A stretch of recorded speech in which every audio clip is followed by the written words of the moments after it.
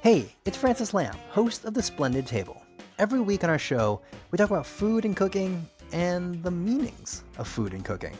We talk with the most interesting people in food about their techniques, their culture, and everything in between. Whether it's about how fried chicken took over the world or how Instagram changes the way people are actually eating. It's a food show where everyone is welcome.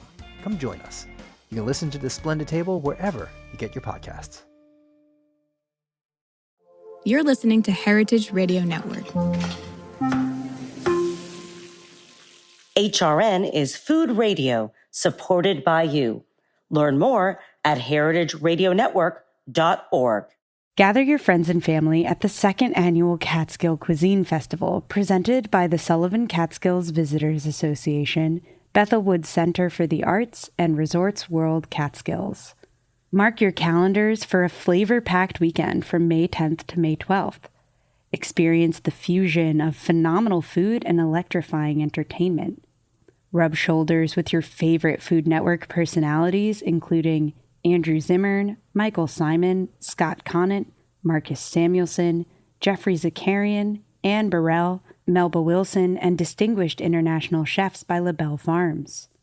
Kick off the festivities with Friday's star-studded golf tournament and evening reception. Saturday heats up with free tastings, thrilling live demos, music, and family activities, culminating with a gourmet dinner hosted by celebrity chefs.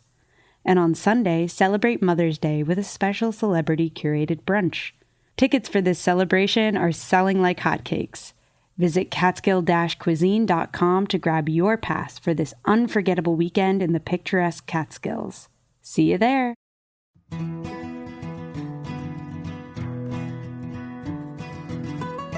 This is Capri Cafaro, host of Eat Your Heartland Out.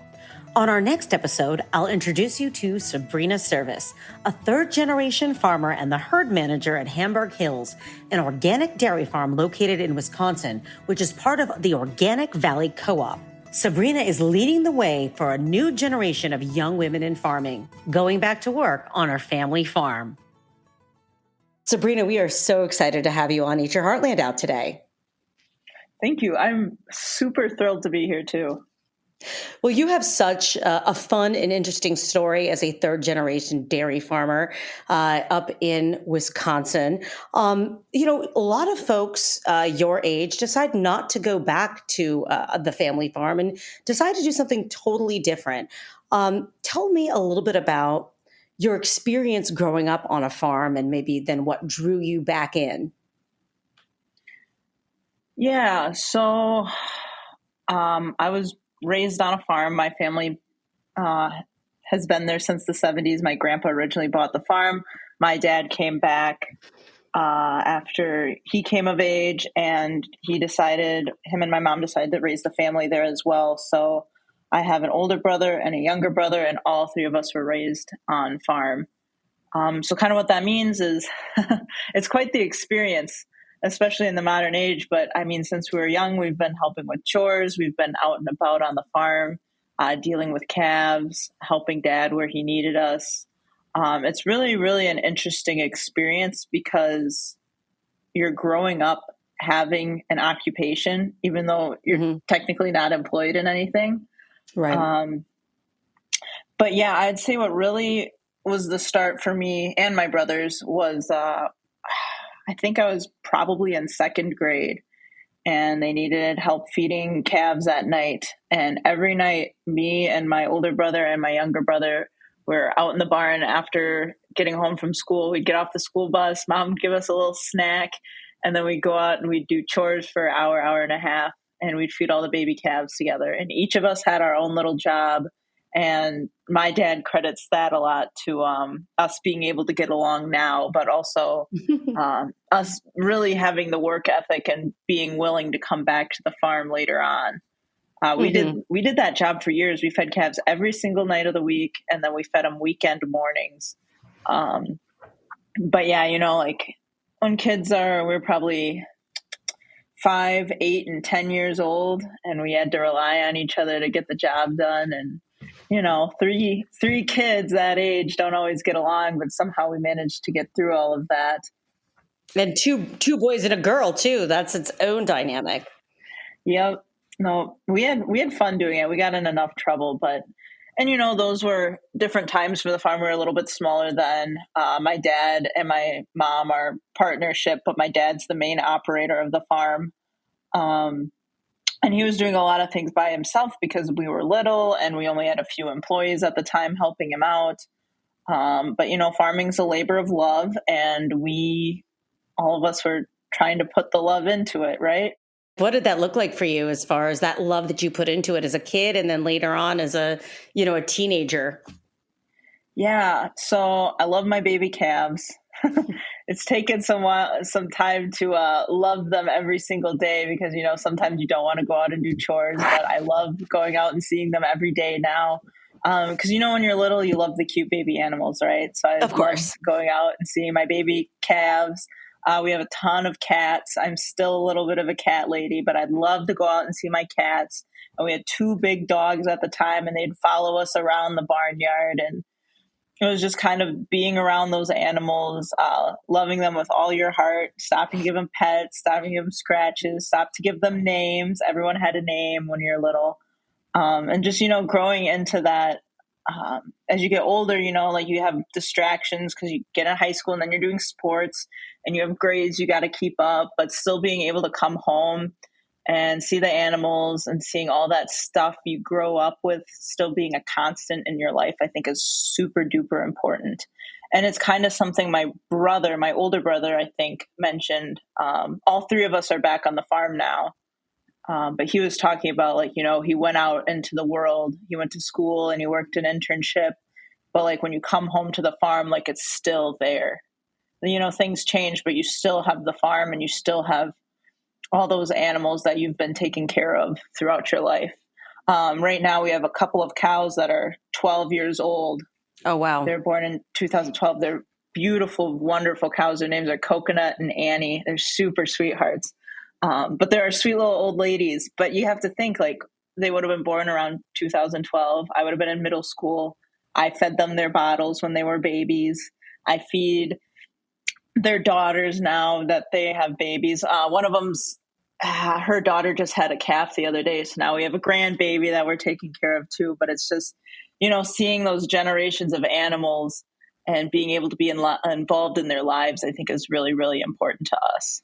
Oh, that really, I don't know, that struck a chord with me because sometimes you don't really think about that. But in dairy farming, I mean, you are producing from those animals and, you're going to keep them. And now you have a multi-generational farm in a number of ways, your family and then this family of cows, which, has never really occurred to me, but now I have this image in my head that I just absolutely adore and I'm going to hold with me for sure.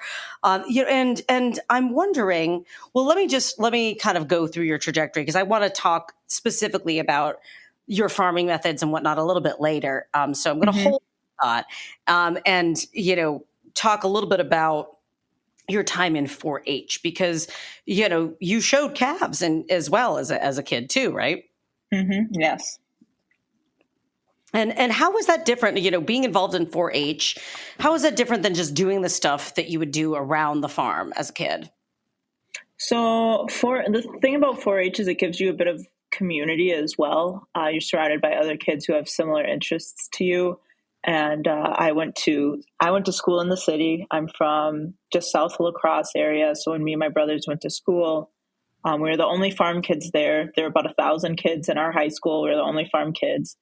This is actually the first year that our school has had an FFA as long as I've known it. I'm a little bummed because it came after us, but it's so great to be able to see agriculture being brought in as an opportunity for the youths in the area. But really circling back to your question, a bit of the difference between 4-H is it helps you find a new place of pride in what you do, and it gives you a different version of responsibility. So when you're on the farm, your responsibility is to take care of the animals, and you're working for the end of the day to produce food to feed the world. Dairy farmers are the 1% feeding the 100%. 4-H is kind of the intersection of responsibility and hobby. It teaches you I love that. Find something you enjoy and take pride in it and put effort into making something out of it. So I showed cows when I was in 4-H. I loved my show cows. Back to that generation thing. I think I have one show cow that's still around now. I haven't shown in 6 years now.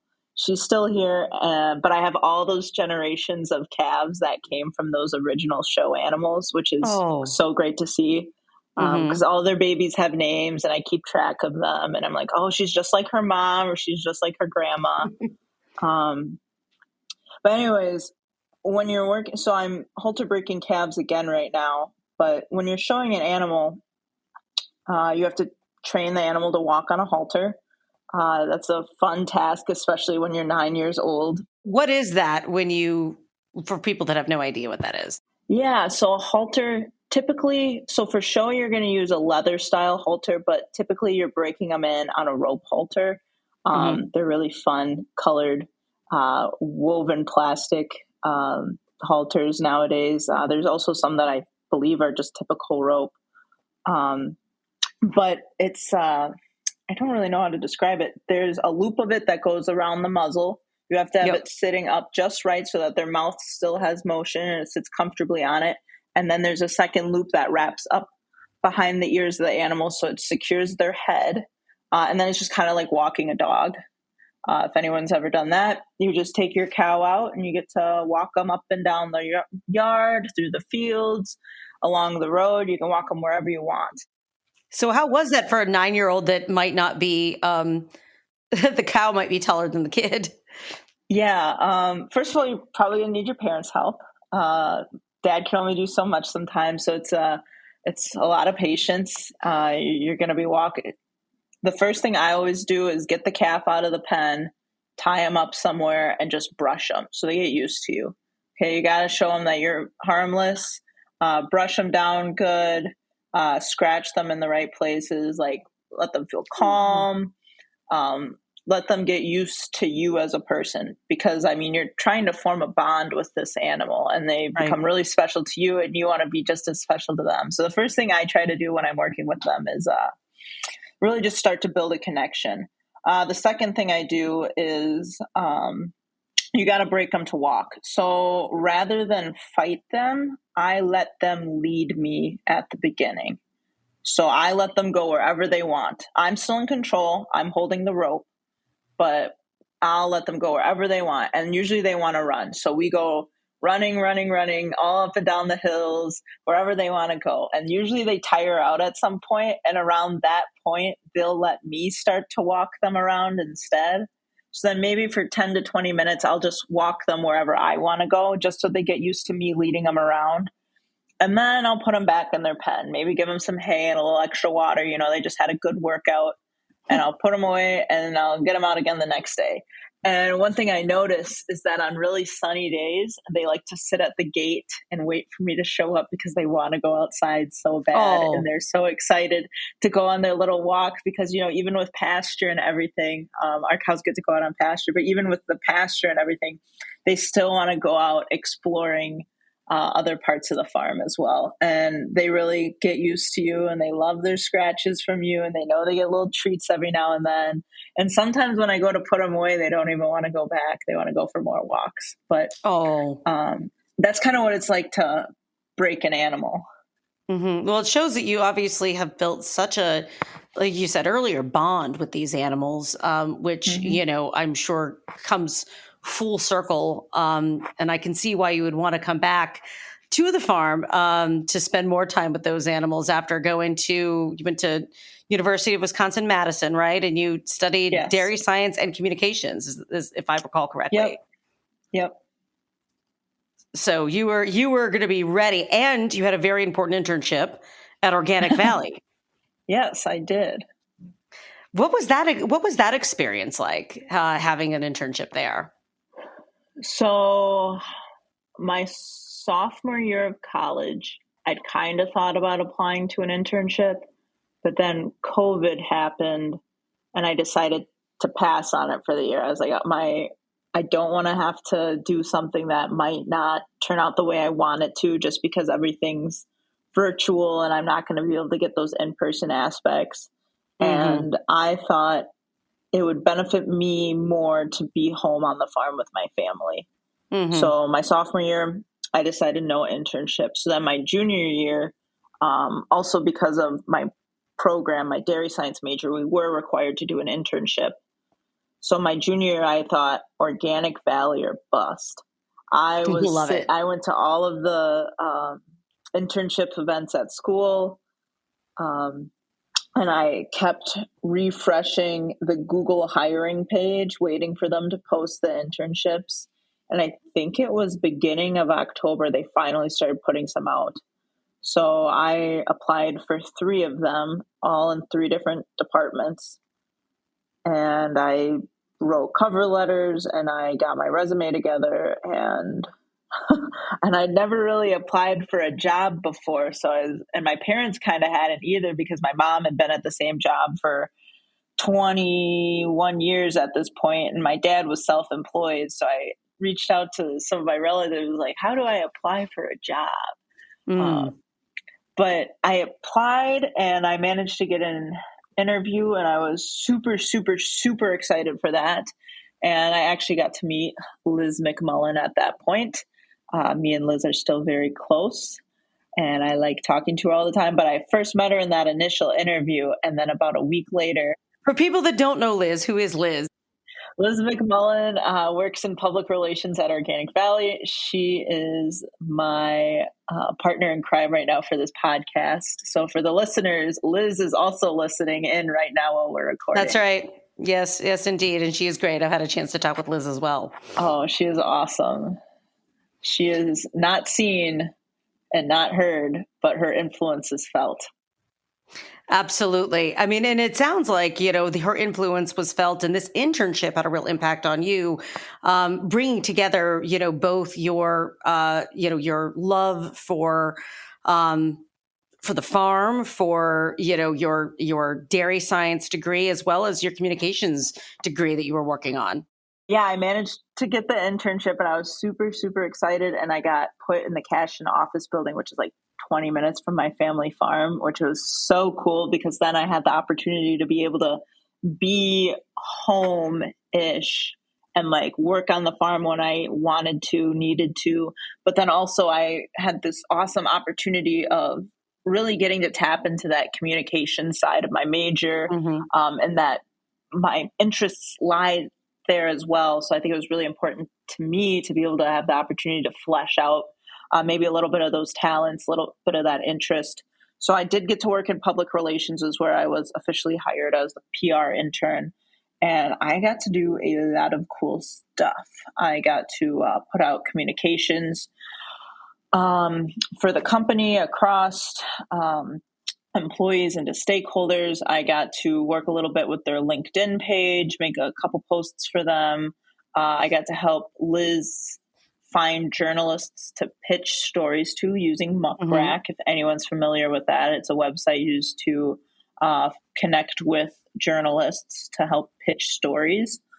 And another cool thing is it was coming off of an election year, so there's a few fun little political things going on in the area with representatives, and I got to be involved in a few of those, which was super cool to be able to meet those people and connect with them and have the merging of agriculture and my interest in agriculture while also doing this public relations work. Yeah, for sure. And then tell me about FarmCam. So because I did my internship, I actually got to sit in on some of the Organic Valley side of FarmCam, but I'll get more into that in a sec. But I met all these awesome people who worked in marketing and worked in social media at Organic Valley, which was super cool. And I still talk to them today.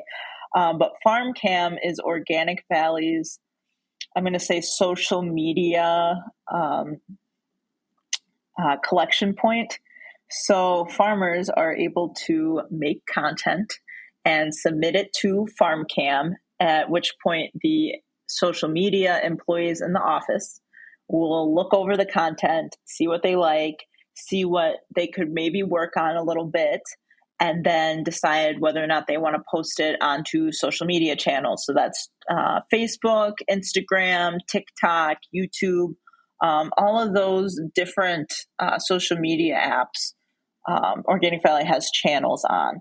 So FarmCam has been super awesome for me because it allows me to still use some of my communication skills that I developed in school and create content to send to Organic Valley to be then featured on their channels and sent out to help market our food and show the public kind of what we do on our farms, but also that we can have some fun while we are farming.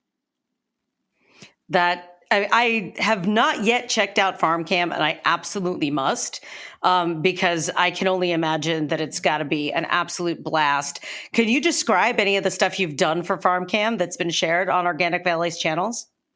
Yeah, so kind of going with how social media works, a lot of these videos are fairly short and to the point because, consumers of social media have such a short time span or attention span that you have to be able to capitalize on it as effectively as possible. So one of my more recent ones that came out is a Valentine's Day one. I do farmer pickup lines. I have a funny little headband on, and I have like a cow's in one of them, my dog, the farm dog's in one. One of them, there's a kitten sitting on my shoulder. If you do see that one, his name is Cheese, and he follows me around everywhere, and he's super duper cute. Another one I've done, I did one out in the snow. I did a outfit of the day in the middle of a snowstorm, and I just go over all the layers that I'm wearing, and it's really cold outside, and you can see the snow blowing in the video too. Those are a couple of recent ones. Some of the older ones I've done. There's one we did for National Farmers Day a couple of years ago, and it's me and a few other farmers. We're doing like a little fun transition with milk glasses. Like I start it and I go, "Hi, my name's Sabrina, and I'm your Organic Valley dairy farmer." And I take a swig of milk and I cheers to the camera, and then it switches to another farmer. I believe the second one is Jordan Settlage. He's a farmer out of Ohio. Really, really awesome guy. Really, really cool farmer. He has a ton of content on there as well. One other one that I've done is I have one where one of the cats followed me out to pasture to bring cows in. That one's super cute. And then there's one other one where I'm cultivating corn, and I kind of talk about, this is why and how we cultivate corn.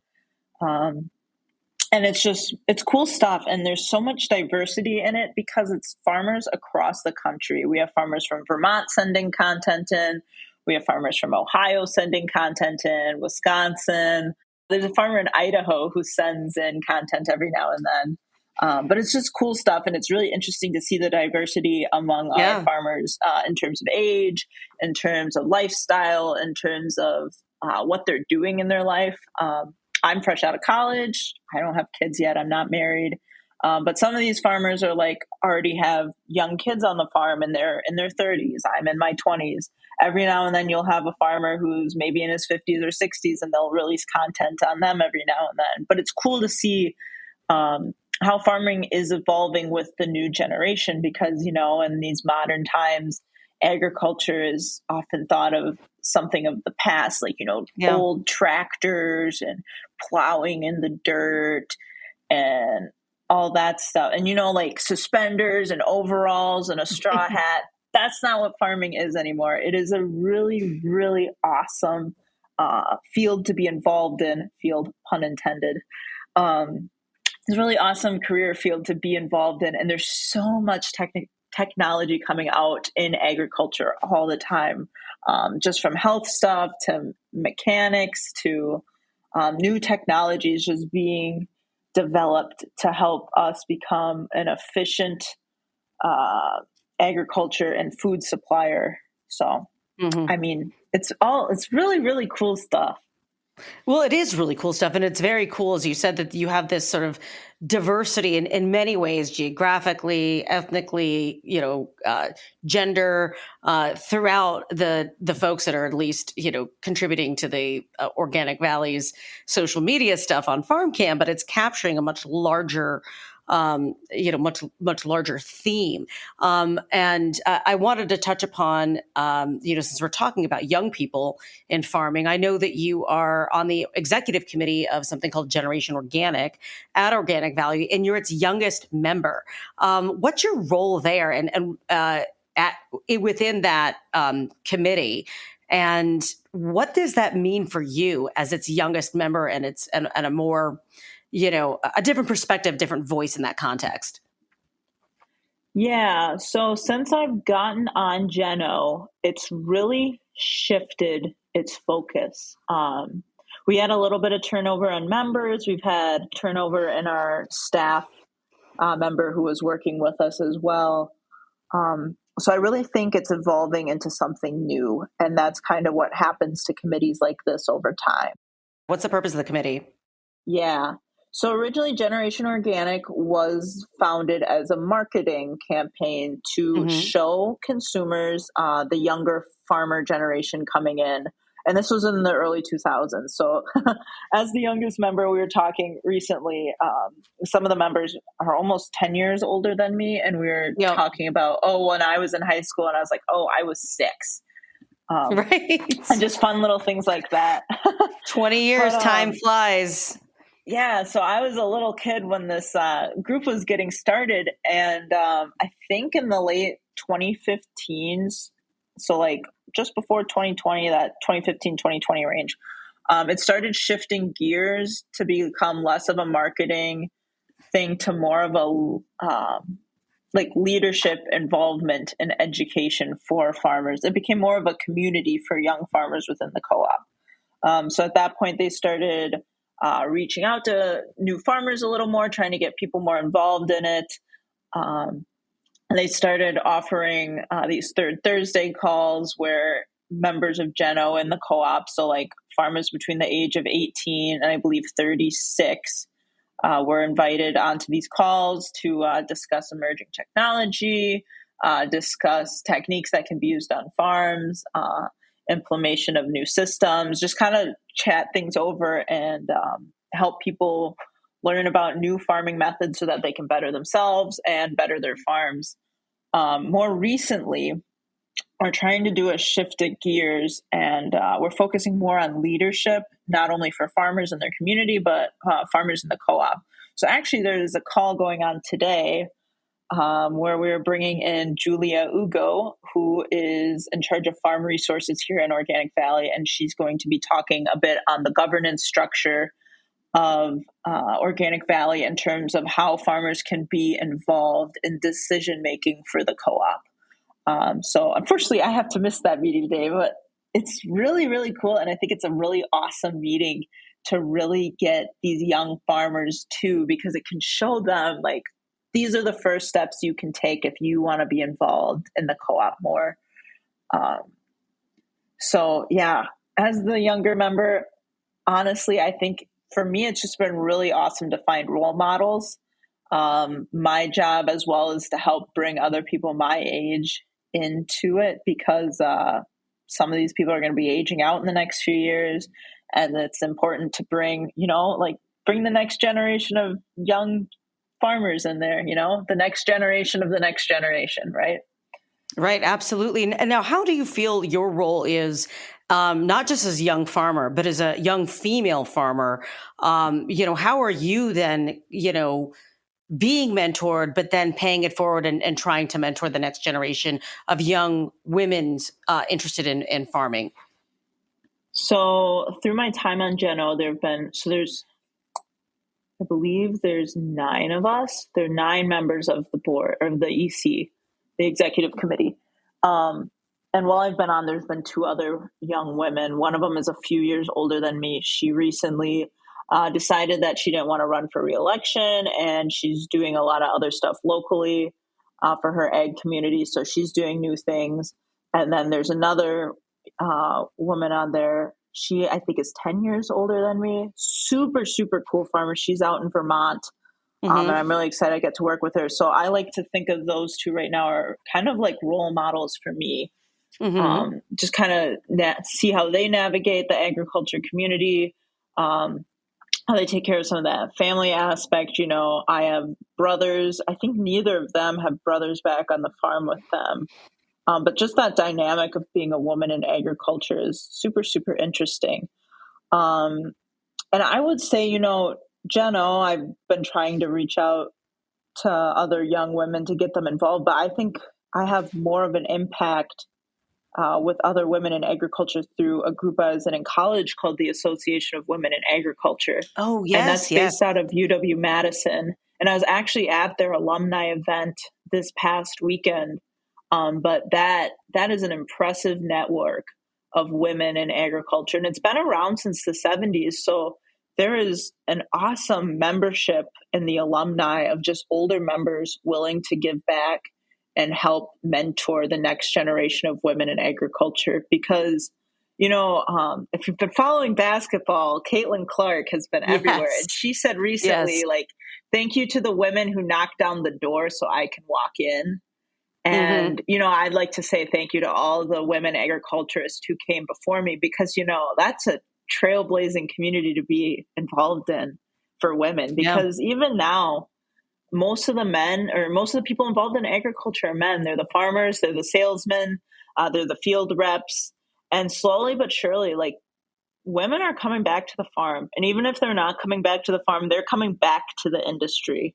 They're the ones sitting in the office, taking the calls, making sure feed gets on farms, making sure people are buying and selling product the way they need to be.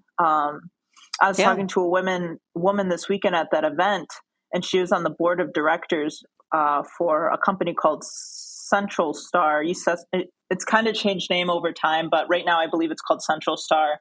And they are a huge, huge genetic company, and they're worldwide. And she was the only woman on the board of directors for a long, long time.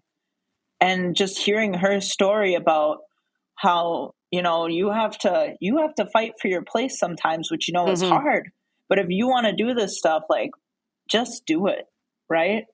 So being able to hear from them and kind of hear their stories and see where they are now is always just so inspiring. And it makes you think to yourself, I can do it. I'm chronically online. I say I spend a little too much time on social media sometimes, but Jodi Picoult, I believe her last name's pronounced, the famous author, has an audio right now that's trending.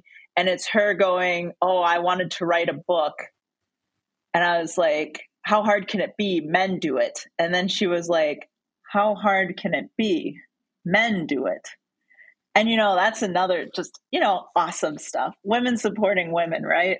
Yes, absolutely. Absolutely. I mean, it sounds like you have an incredible network of women, of mentors, of people that are sharing their expertise. And as you said, being inspiring and certainly inspiring me as I'm talking to you. And now, you are there, you are back on the farm, full time, right? As the herd manager there at your family farm, Hamburg Hills in Wisconsin. It is an organic farm. And I guess how long has it been an organic farm? Let me ask that. So our family converted the farm to organic in 2007. What was that process like? The transition phase is really hard because you have to go through a few years where you are doing all organic inputs, but you're being paid as though you are still a conventional farm. Right. So, I mean, when you go to the grocery store, organic milk is going to be a little more money than conventional milk, which is, your typical standard Kemp's milk, Fairlife. That's all just conventional milk.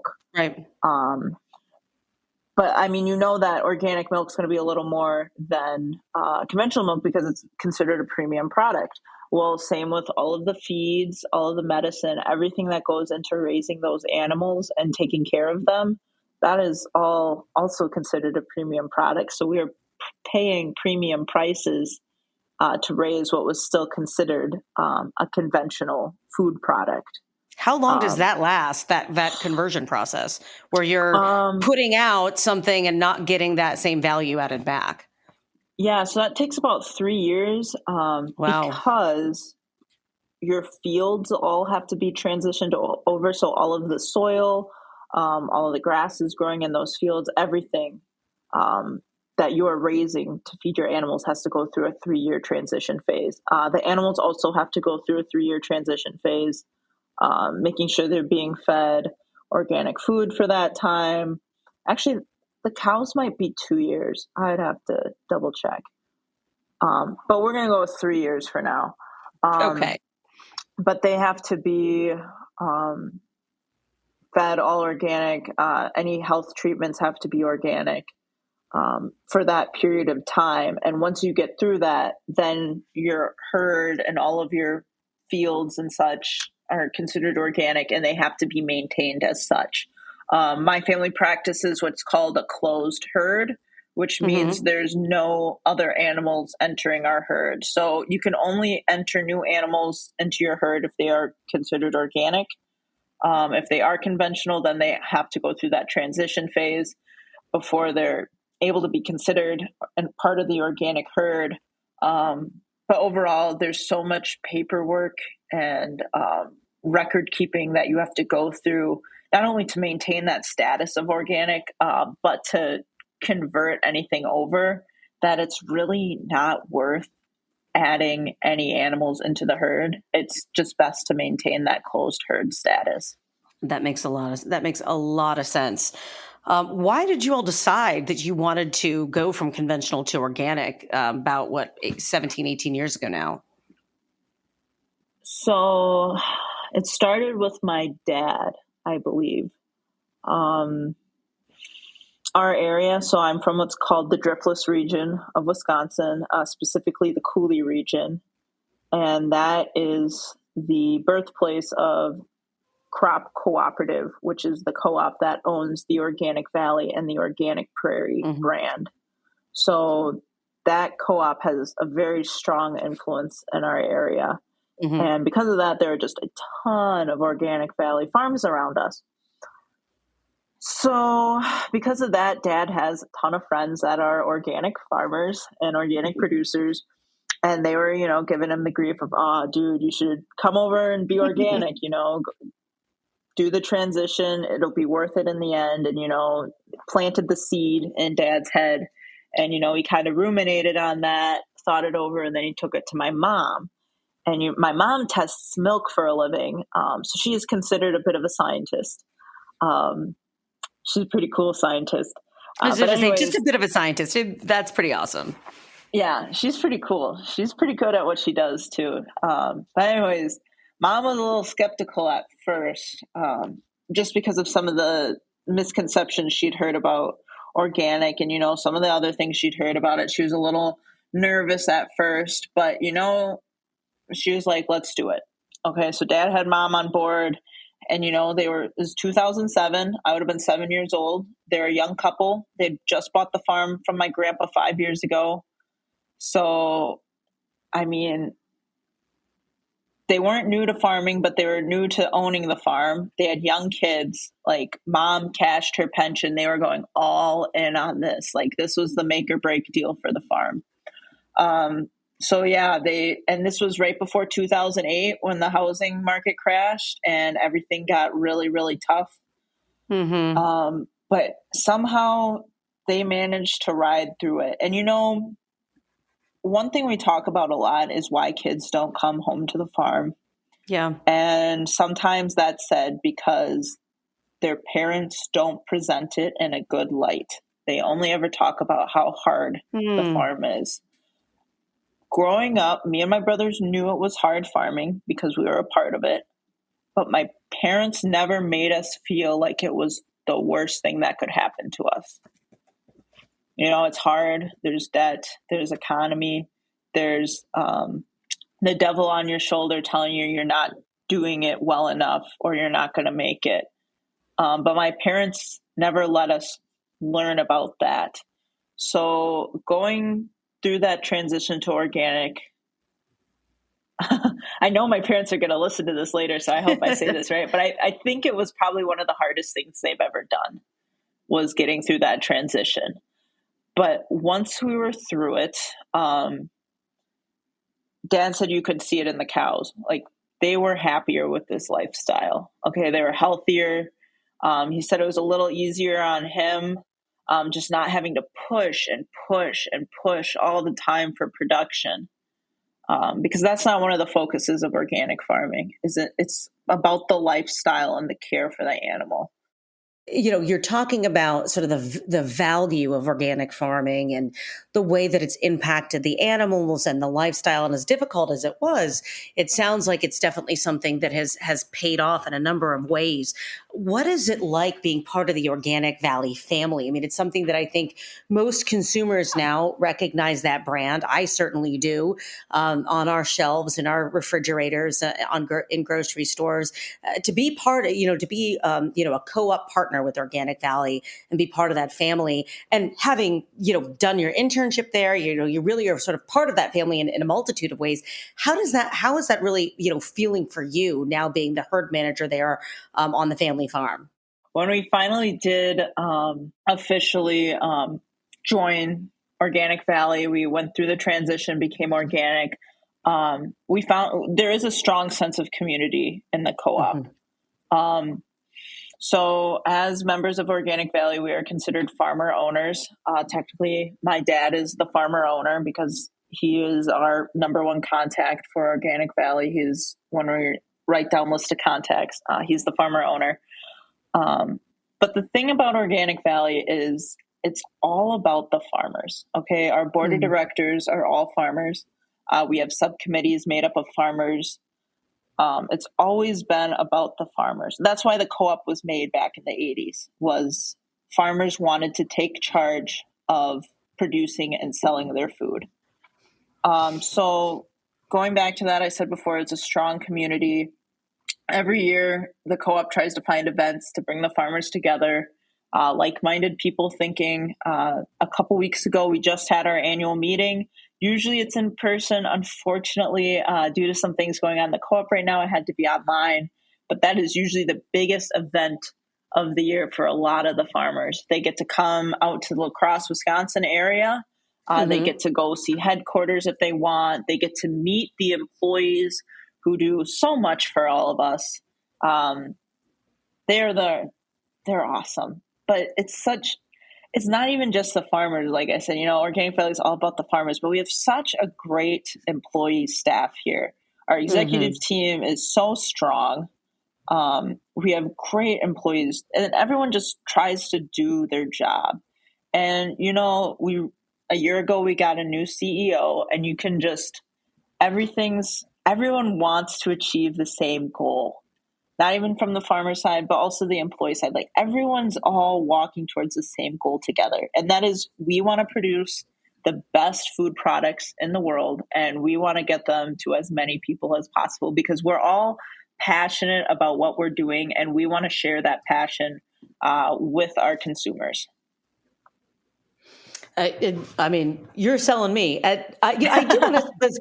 Does Organic Valley? I mean, I'm familiar with the milk, but are there other dairy products that Organic Valley also produces? Oh my gosh, I'm so glad you asked. I swear this is not a setup. No. This is an honest question. I'm so excited you asked because I can tell you about my favorite Organic Valley products. So yes, Organic Valley does a ton of cheese, and their cheese is awesome. My favorite are the Jack cheese. I believe it's like a farmer type cheese. It's so good. It's super soft. It's white. It has a good strong flavor to it. It's my favorite cheese to buy as a block. My favorite cheese slice is going to be their new aged raw cheddar. It's raw cheddar. Good. I love it in sandwiches. I love it on hamburgers. I've been eating it all week on top of meatloaf. It is so good. And then you're making it free. My favorite shredded cheese is going to be the sharp cheddar. I love cheddar cheese. And I get it. They have different cuts of their shreds. So you can get like a typical shredded cheese or they do a thick cut shred. Oh my gosh. I love the thick cuts. Oh man. And then they do also have string cheese. Oh, I think I've seen the string cheese. I mean, look, yep. My listeners know this because I have had many a cheese in a dairy episode because this is just like where my heart lies. And, my uncle used to call me the little mouse because I ate so much cheese, and it has not changed at all. I still eat so much cheese. And now I'm thinking about shredded cheddar. Thank you so much for putting that idea in my head. Now I'm going to go and I have a couple bags and now I'm going to have to keep my eye peeled at the store for Organic Valley. This has just been so much fun. I can't let you go without you sharing just a brief kind of insight on what your daily, your day-to-day is there on the farm. Yeah.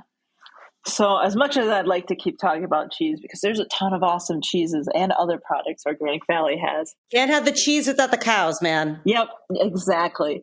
So my day to day on the farm, I do some herd management stuff, but I split the position with somebody else.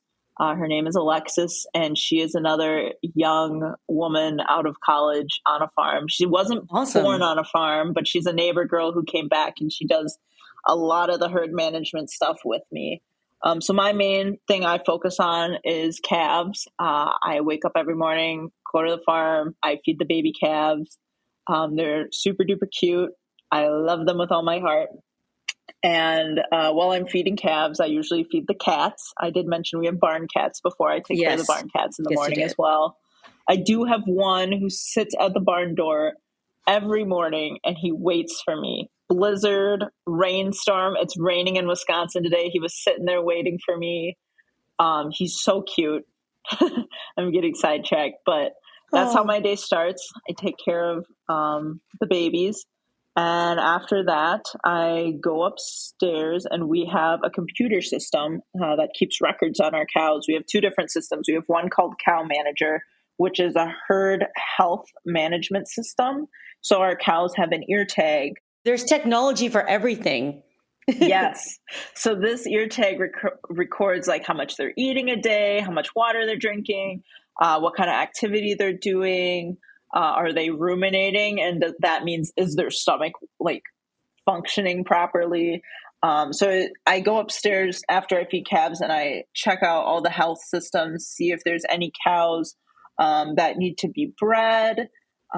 Make sure that gets done. I mate the animals, which means I'm just making sure that our cows are getting mated to a sire to be bred to for genetic reasons. And, then I go to lunch. I like a good early lunch, a lot of science. And then we just just making sure that it's done for genetic purposes. And then I go to lunch. I mean, you make it sound so easy, but I know that there's so much work that goes into it. And, and we just get the end result of the milk and the cheese. And it gives, I hope it certainly gives me, I hope it gives our listeners a sense of respect for where our food comes from. And we've just gotten to lunch. So tell us the rest of the day. Well, kind of go off your comment there. Like I said, farming at the beginning, farming is a labor of love, and that love takes effort. But lunch is a good time because I get to stop. I get to talk to my dad, see what maybe we're doing in the afternoon. I get to talk to my brothers, see if they need anything. But yeah, after lunch, come back outside. Afternoons, always up in the air about what we're going to do. Some days I'm washing hutches. Some days we're moving cattle around. We have cows all over the farm. We have animals on different farms. Some of these farms are just pasture. So sometimes we go out to pastures and collect cows, or we take cows out to pasture. That's a whole thing. Sometimes in the afternoon, I'm letting cows out to pasture. Summer's almost here. I'm going to be pasturing cows every day, making sure they go out for a few hours, burn off some energy, eat some grass, all that good stuff. Some days the vet comes and she does health checks, make sure everyone's healthy and looking good. Tuesday, it poured rain the whole day and we cleaned the entire parlor. We have some offices in our barn as well as an employee break room and a locker room, and we swept, mopped, and wiped everything down so it was spotless. But yeah, you never know what's going to happen. I said this once a while back. I find joy in knowing my cows are always going to be in the constant knowledge that my cows are always going to be there. And even more joy in knowing that I never know what's going to come next. And, those afternoon days, you never know what's going to come next. Well, what a great place to end, because, no 2 days are alike. And today it meant that, your farming duties meant sharing your story with me on Eat Your Heartland Out. Sabrina, we're so glad to have had you on the program, and hopefully maybe we'll have you back again sometime soon. Yeah, thanks so much for having me, Capri. It was really great to sit down with you, talk about these things, and, learn a little bit of stuff along the way. Well, I certainly learned as well. Thank you so much.